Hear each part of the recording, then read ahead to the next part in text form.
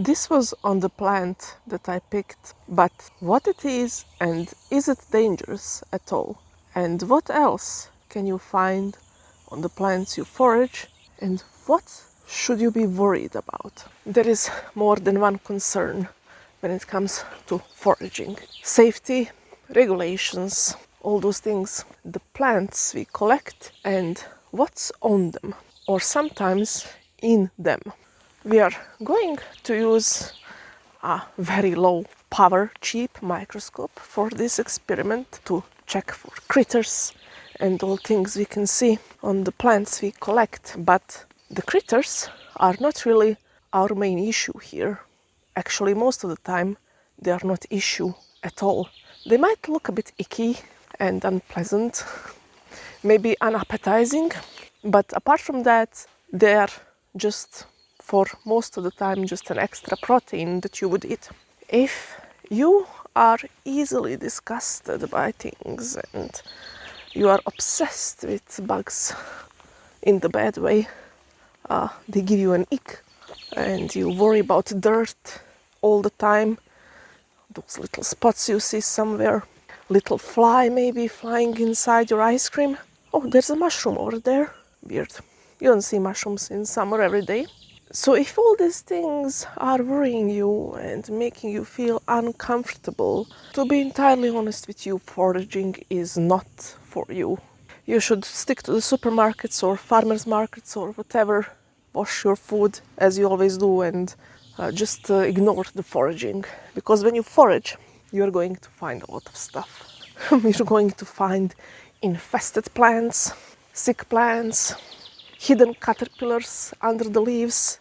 I mean, obviously you are in, it's their home, so you should expect to see them. And if you are considering foraging, while you really cannot make peace with the fact that other creatures also eat the plants we do, you should really reconsider the whole foraging thing. And you better do it right at the beginning and save yourself some time. Okay, the first obvious rule is avoid the roadsides. Now I am on some rural path where there is a tractor coming through a few times a year. This thing is okayish. I'm talking about frequent, roads with frequent traffic, a lot of vehicles passing through. You shouldn't pick by the roadsides. Instead of nutritious, healthy foods, you will gather probably some heavy metals and other pollutants that you don't really want to eat. The truth of the matter is, unfortunately, we cannot always avoid these things. You cannot always know, because sometimes there is a nice spot in the forest or somewhere, and you don't know that some 10 years ago, 15 years ago, or whatever, even much more than that, somebody dumped a toxic waste and covered it with earth. So whatever grows above now is full of heavy metals and other bad stuff. You cannot always know that. But you should do your best to be as informed as you possibly can be. So avoiding the roadsides, the dump sites, all those obvious things. Now when we avoid all those, and when we know what we are picking, we are confident in our identification skills, and we pick our plants, this is where the fun begins. Whenever you are picking low-growing plants, you can always expect some amount of earth and dirt on them. It's entirely normal and expected, since as the rain falls, the earth splashes, and of course the pieces of earth end up being splashed on the leaves, and sometimes it doesn't look pretty. For example, these wood strawberries, wild strawberries I found next to the path. Of course, as all strawberries, they're pretty much low-growing plants, and you can see here on this example of the leaf, the same thing goes for strawberries. It's maybe less obvious because they're small, they are colored, and the dirt is less obvious on them. But what you want to do, no matter if it's low-growing or high-growing or whatever it is, always take a bowl of water. When you picked your things, your plants, take a bowl of water, put it inside, soak it, so there is no part of the plant that's floating, that's outside of the water. leave it for at least 10-15 minutes. This will loosen up all the dirt, most of the time, unless the dirt is out of this world. And it will also make all these tiny critters that might be there let loose, and you will notice them swim on the water surfaces they're trying to leave. You can also be a nice person and help them out if you notice them struggling and just throw them away. They are creatures just like we are that were unfortunate to pick a plant that you also picked.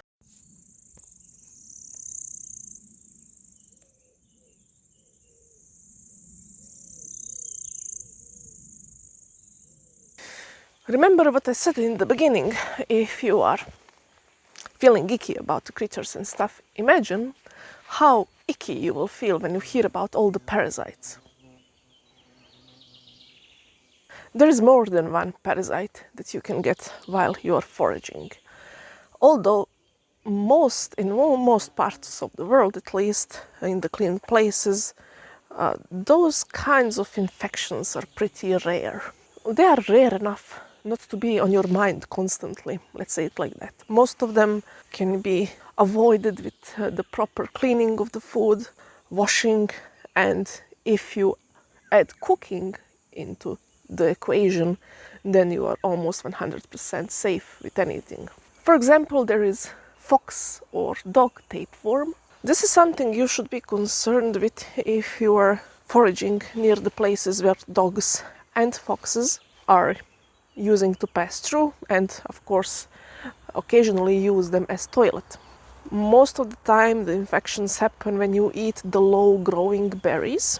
So here are some over here. These are some brambles, something, I'm not sure because it's still in the quite early stage.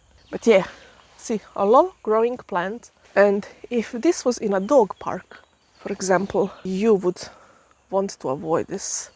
You wouldn't want to pick those brambles, even if you wash them, because washing is not a 100% sure way to get rid of those. In whole of Europe, there is a couple of 100 cases a year of infections with these tapeworms. So you can imagine that I don't have the data for the rest of the world, but you can imagine it's not really that significant. Don't be paranoid. Just pick your spots smartly and avoid the obvious dog toilets. Not everything in the nature is covered with pee and poop. You shouldn't worry about these things so much so that they end up almost being an obsession in a way. So that whatever you see, whenever you see it, the only thing you can think about is how polluted with pee it is. Truth of the matter is, not everything is covered in pee, fortunately. And then you have Giardia, for example, and other parasites that are common in fresh waters. So you should be very careful near any freshwater source, especially if there is cattle around. Most of the infections happen when water is contaminated with feces, near livestock, but also near places where people live, maybe if the sanitary infrastructure is not the best. Unfortunately, in some of these places, even tap water can be sometimes polluted with these. What can happen is, it's kind of funny in a way. You would take a plant, you would like to wash it to make it safe, but then you wash it with contaminated tap water and you make everything worse. So when you're washing, use the clear, safe water always. And if you're picking near the freshwater sources, just be extra careful there. There's another of other parasites. I will list them here if you want to look them up. There is not enough time really to talk about all the details about every single one because they have different ways of transmissions, different risks and so on. But let's move on to other stuff, to stuff that we can maybe more easily visually see. So I took just a few of these random leaves and plants and I am going to soak them in water, leave them there for a few minutes, and let's see what crawls out. Maybe nothing, maybe something, who knows. And as you can see when you look closely, you can notice that some critters were obviously inside these plants as they start to gather on the surface of the water. This is what I was talking about, and this is why it matters to soak plants prior to using them. There might be some exceptions when it comes to soaking. For example, I have a good view right now over the plant that's usually not recommended to be soaked. It's the elderflower, because most of its flavor is inside this fine pollen, and when you soak the elderflower, a lot of the pollen comes out. This is just one example, it's not the only one, but to be entirely honest with you, I always soak them and I never noticed a lack of flavor or any difference whether I soak them or not. I'm sure some of the pollen does come out, but really personally I didn't notice any differences there. I would really keep soaking as a must-have in the procedure. Another obvious thing is when you're foraging, pick the things that are obviously healthy. So if you're looking at some berries and you notice some weird spots, dried out parts, nibbled on parts, skip that. Always take the nice fresh examples without any of the weird things on them. Same goes for leafy greens or anything else. If you notice some spots on it, some fungi, things like that, you should avoid it. But for example, if you notice something like this,